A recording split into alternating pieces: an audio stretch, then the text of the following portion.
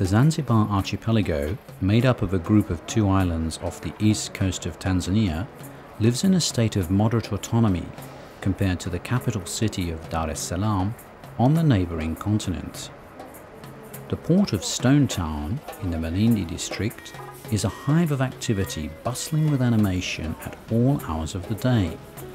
The umbilical cord which links the town of Myths to Africa is strikingly apparent from the first visit to its docks, where materials, foodstuffs and cargoes of all kinds lie in wait. Sitting back to back with the modern infrastructures, the old port plays host to a myriad of junks as relics of a bygone age. The majority of them are dedicated to carrying goods and produce, giving the island an opportunity to export locally produced wares to the continent.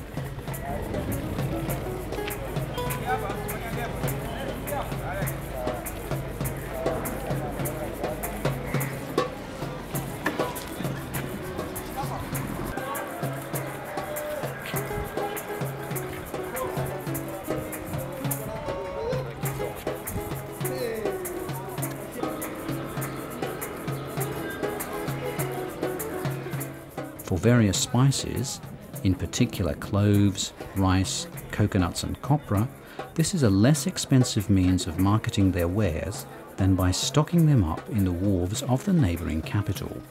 All means are good for bringing produce to the docks. Even overloaded taxis are used to transport coconuts.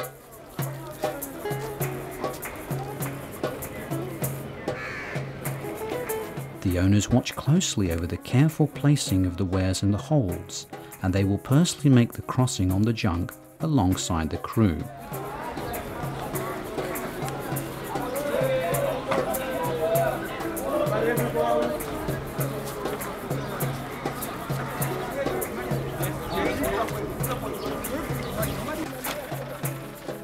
The majority of the boats look elaborate, as if they're rotting away. But several much more recently built boats bear testimony to the fact that the boat building yards still survive. And if the rumour is to be believed, several sites still manufacture junks to the north of the island in a small fishing village where the art of boat building is passed down from father to son. At the extreme north of the island, by the edge of the sea, lies Nungwe, a small fishing village. The fishermen make ready their junks moored on the nearby water.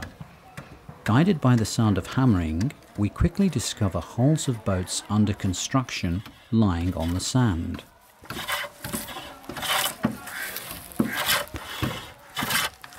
Finding the owner does not involve a long drawn-out process, for it is he that looks on and supervises the work.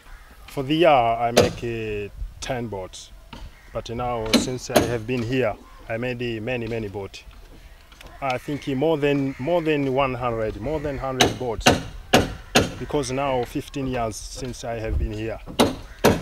Different, sometimes we make the boat for the fishermen and sometimes for the tourists, but many of the boats for the fishermen. We make a different size, because some people they prefer small one, and some people they need size medium, and others they need bigger. So we make different size. Some of them only here, but others they go out of the. Some of them even they go to fish out of Zanzibar, near the mainland. The price depends on what size of the boat. So the boat like this size. This 3 million shillings. So this is a medium. But if we are smaller than this, 2 million. Also the big one, more than this, 4 million shillings. So the price depends on the size of the boat. Sometimes we make the big one 30 million shillings because they're bigger. So the price of the fisherman boat is lower than the tourist, because the materials usually they're different, because the tourists they need a good wood, nice wood, But if fishermen, you can use any kind of the wood.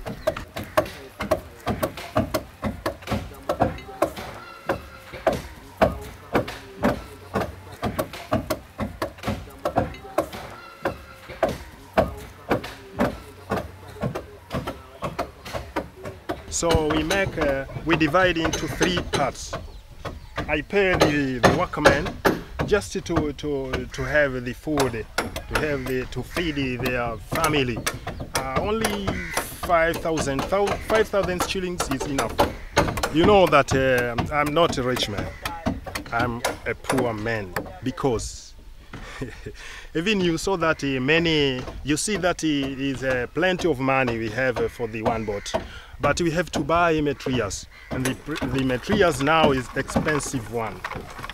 Expensive. We have to import it from the mainland. Here in Zanzibar there are no timber, so now we have to import it from Pemba, from the mainland, to pay the men to go there and bring it here. So they are poor men. Everything we have, just we feed our family and no nothing.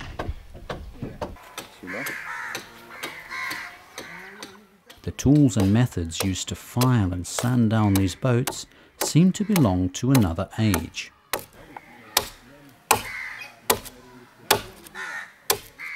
The workmanship of the builders is excellent. Unravelling such fine wood shavings with a pickaxe or fashioning perfectly calibrated beams are completely natural gestures for them.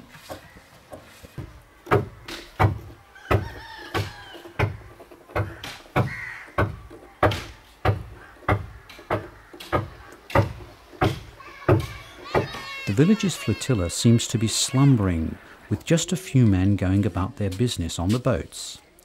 It's the time to prepare for the day ahead for them, and in the lagoon the women are busy combing the lengths of the beach with their nets in order to contribute to the mass of the daily catch of fish.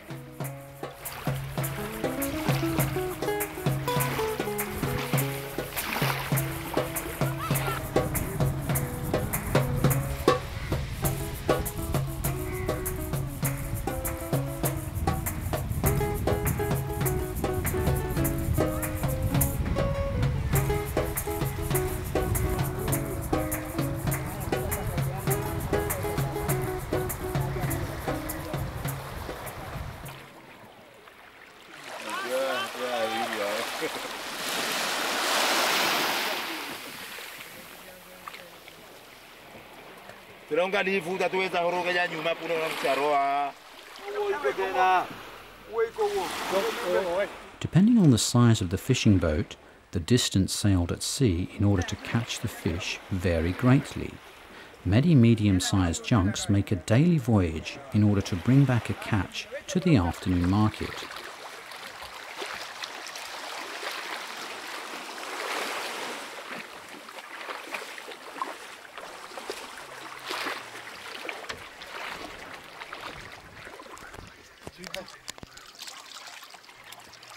Being busy with a routine maintenance check, our crew couldn't cast its nets this morning. Such last-time problems leaves little hope for the men to bring back a catch, but leave they must.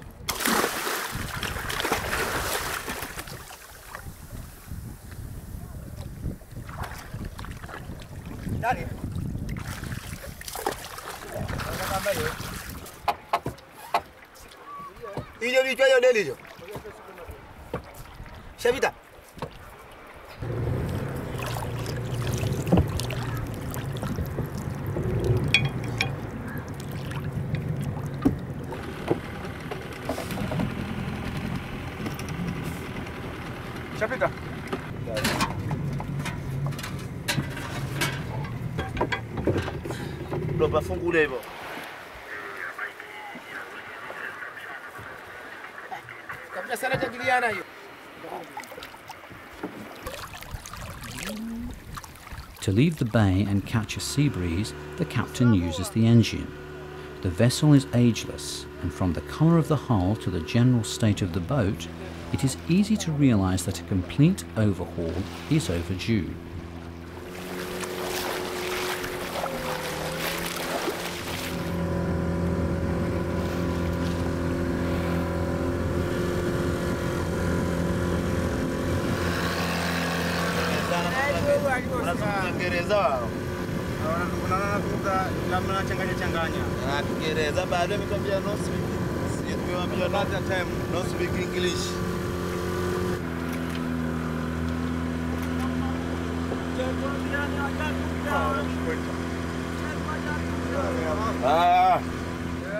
The doubtful nature of the boat's watertightness is rapidly confirmed by an alarming amount of water seeping into the hull. This doesn't surprise the crew anymore, and there is no option left but to bail out. The captain is not the boat's owner, and he would naturally wish to take better care of the vessel, but it's the owner who decides, and here as elsewhere, profitability wins out over the sailor's comfort and security.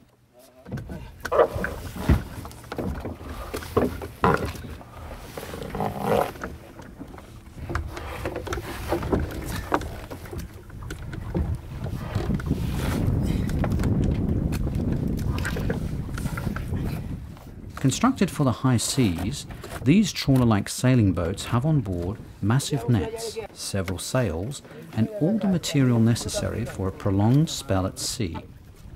With 4 or 5 men sharing such restricted quarters, it is necessary to be very organised and disciplined when it comes to task sharing. Setting the mainsail, stowing sounding equipment, radar, spreading the load in the holds to ensure stability, and of course letting out the nets are all activities that keep the crew fully occupied the whole day long.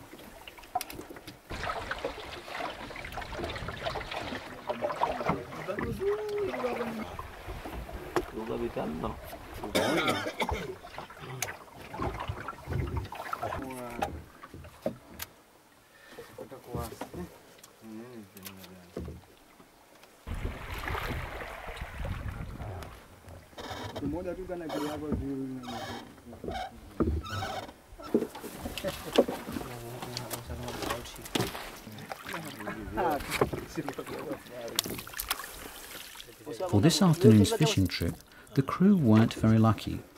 Was it our presence that frightened off the fish? In any case, the hauling in of the nets revealed no fish, and the return journey was made in morose silence.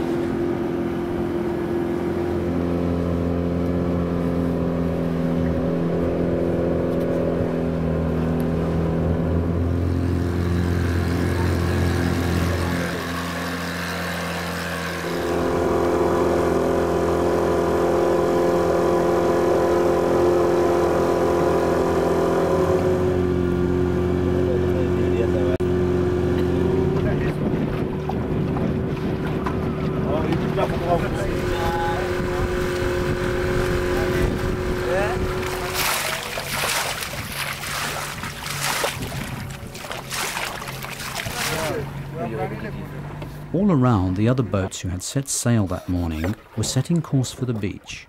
Proof, said the captain, that they had surely had more luck with their catches. One by one, the crews reached the beach and weigh anchor on the sandy flats or bars of coral. The offloading of fish can now begin.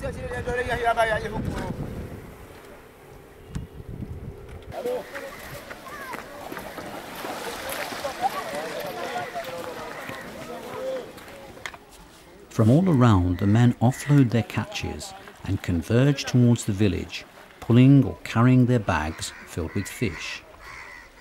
They won't have far to go, as nearby in a covered area by the beach, the auction has already started. Every day it's the same ritual, bringing the women, children and old folk together.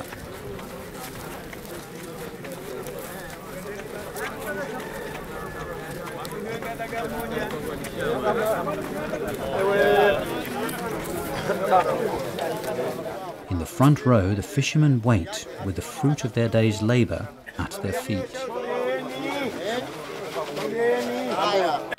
The village elder takes the role of the auctioneer, and he invites the men one by one to unravel the contents of their bags. The fish merchants, often negotiators, who come from the capital, or restaurateurs, admire the catches. At last the auction can begin.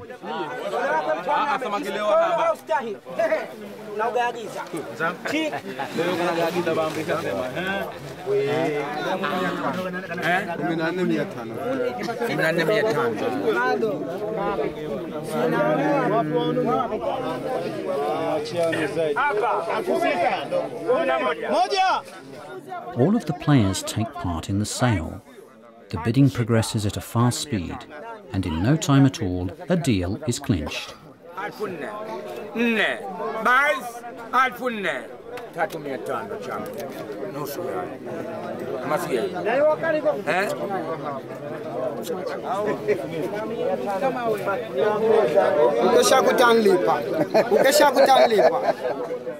Looking from the outside, it seems that the auctioneer who handles the sale with a firm but fair hand is paid the greatest respect.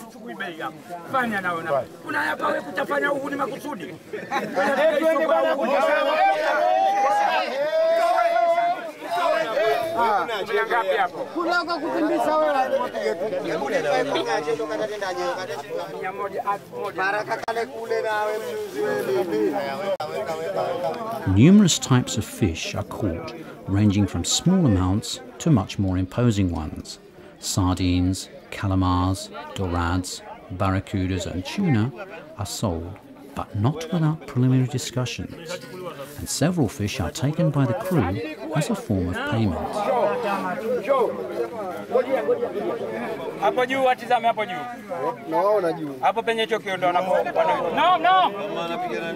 As soon as they are sold, the fish are taken away, and little by little the site empties, as everyone goes his own way, as there are still things to be prepared for tomorrow's departure.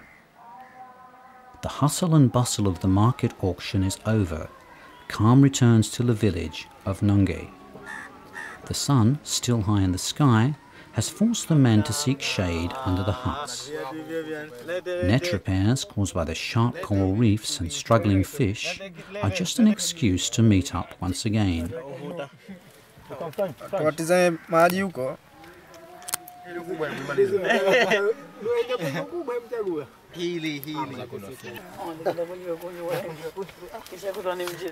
The precise and professional movements of the fishermen, together with a well-organized work routine, will allow them to yield a good catch.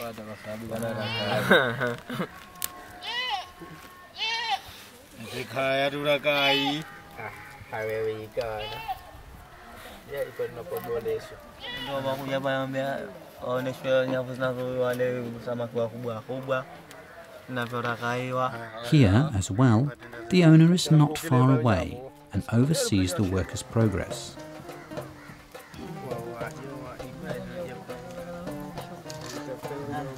As tomorrow morning, the nets will be ready once again to take to the sea for a new day's fishing.